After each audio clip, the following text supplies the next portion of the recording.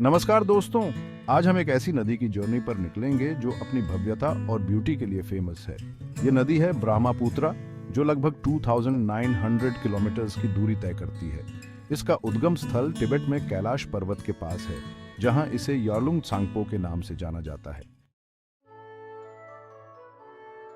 तिब्बत में ब्रह्मपुत्रा एक पावरफुल नदी के रूप में जानी जाती है। ये ऊंचे माउंटेन्स और डीप वैलीज के बीच से होकर बहती है। यहाँ इसे यार्लुंग त्सांगपो कहा जाता है, जिसका अर्थ है ऊंचाई से आने वाली नदी। ये नदी तिब्बत के लोगों के लिए बहुत इंपॉर्टेंट है, क्योंकि यह उनके लिए वाटर का मेन सोर्स है। अपनी जर्नी के दौरान ब्रह्मपुत्रा भारत के अरुणाचल प्रदेश में प्रवेश करती है। यहाँ इसे सियांग नाम से जाना जाता है। यह क्षेत्र अपनी नेचुरल ब्यूटी और घने जंगलों के लिए फेमस है।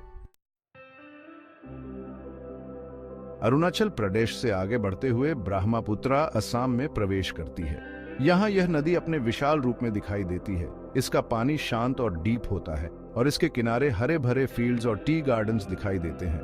असम में ब्रह्मपुत्रा को लुइट भी कहा जाता है, जिसका अर्थ है रेड रिवर। यह नाम नदी के पानी में रेड मिट्टी के मिलने के कारण पड़ा है।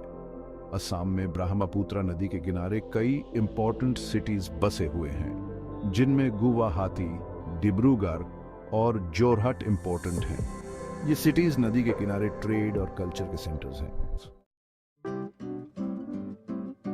सेक्शन 4 माजुली नदी द्वारा रचित द्वीप। असम में ब्रह्मपुत्रा नदी एक यूनिक इवेंट का निर्माण करती है, माजुली द्वीप। यह दुनिया का सबसे बड़ा रिवर आइलैंड है, जो ब्रह्मपुत्रा नदी की दो ब्रांचेस के बीच स्थित है। माजुली अपनी यूनिक कल्चर और नेचुरल ब्यूटी के लिए फेमस है। यहाँ वैष्णव धर्म का एक प्रोमिनेंट सेंटर है और यहाँ कई एंशिएंट टेम्पल्स और मोनेस्ट्रीज स्थित हैं। सेक्शन 5 बांग्लादेश में संगम, एक नई पहचान।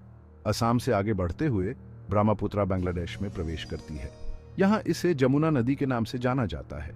बांग्लादेश में जमुना नदी गंगा नदी से मिलती है और दोनों मिलकर पद्मा नदी का निर्माण करती है।